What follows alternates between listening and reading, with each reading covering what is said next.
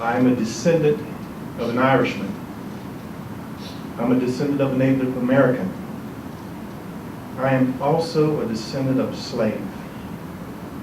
My ancestors never dreamed of the opportunities that have been given to me. Some of you in this audience have given me those opportunities.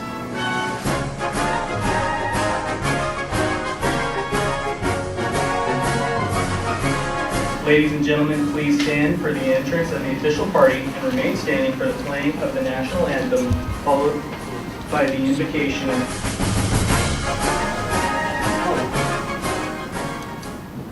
Hope.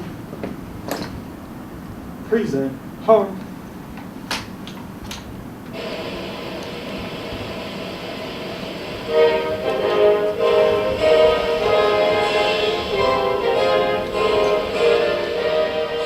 Mary Lou, thanks for being here as well, and the Watson family. Mary Lou, I want to thank you very much for entrusting the Air Force, for entrusting your son, Lamont, to the Air Force for the past 24 years. He is who he is because of your love, your support, and all your care. To the Watson family, you ought to be very proud of your son, of your loved one. He has accomplished a lot, and I hopefully after this ceremony you'll be even more proud. This is the piece that shows what he did, where he went, and all the different cool little badges and stuff he has. In fact, I think he's even got his Navy commendation so, and his Navy rank down there, which not a lot of us will ever see that from the Air Force. For more than 200 years, the American flag has been the symbol of our nation's unity, as well as a source of pride and inspiration for millions of citizens. Born on June 14, 1777, the Second Continental Congress determined that the flag of the United States be 13 stripes, alternating between 7 red and 6 white, and that the Union be 13 stars, white in a blue field representing a new constellation. Between 1777 and 1960, the shape and design of the flag evolved into the flag presented before you today. The United States flag represents who we are. It stands for the freedom we all share and the pride and patriotism we feel for our country. We cherish its legacy as a beacon of hope to one and all. Long may it wave.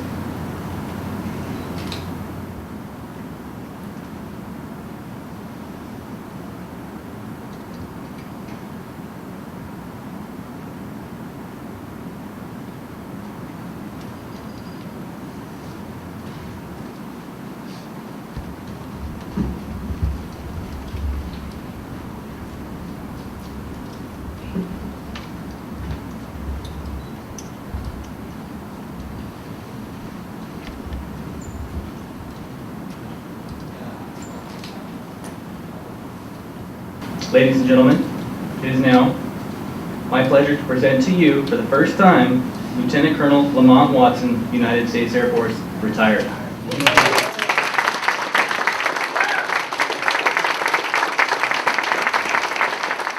I come from a military family. We don't look at ourselves or think of ourselves that way, but I come from a military family. And I appreciate all my relatives who have served. My successes have not gone to my head, and my failures have not gone to my heart. Yes, when I was little, we didn't have a lot of money. And going to the airport was a big deal. The Greensboro, High Point, Winston-Salem Regional Airport. It was a small airport, but they had a turnstile where you could go upstairs on the rooftop of the airport and watch airplanes come in. That was a big deal to me. I could see Piedmont Airlines and Eastern Airlines take off and taxi to the gate. That was a big deal. I became interested in aircraft way back then. It wasn't the PCSs. It wasn't them sorties and the bombs dropped and the 12 moves. It wasn't the White House assignment. It wasn't the Pentagon assignment. It wasn't commanding. I loved all those things. They were great. But they were not the greatest. I'll share quickly with you the greatest. I lost an airman in my last assignment. Matter of fact, 3 airmen. They drowned on the beach. in Kadena Air Base in Japan. They were out there 24 hours after a tsunami had passed. The dignified remains transfer took place, and I ended up going to Missouri to my staff sergeant's funeral. I'll call him Joshua. He had a brother named Aaron. Joshua, Aaron.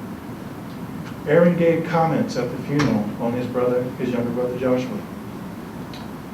I was so uplifted and encouraged by his comments about his brother whom he had just lost that we had a memorial service at Warner Robins down in Georgia, and I invited him to come and speak during the memorial service. Joshua was a neat person. He was a very dedicated, quiet Christian. And Aaron said to the audience, if he were here today, he wouldn't be really concerned about the mission. He would be concerned about his family and the friendships that he has. But what he would really be concerned about is, have you accepted the Lord and Savior as your Savior, Jesus Christ as your Lord and Savior? That is the thing that he would be worried about. And as I walked Aaron, Joshua's wife, and Joshua's mother to the car, I heard footsteps behind us. It was the congressman who left D.C. to come down to Georgia to that memorial service. The congressman came up with tears in his eyes. He just looked at Aaron, and Aaron looked at him. They shook hands. The congressman's eyes were full of tears, and the congressman said, "Thanks. I really needed that." Stories like that, those are some of the greatest things that's ever happened to me. But as far as the greatest days are ahead of me. Thank you for your support. Thank you for your love. Thank you for being here.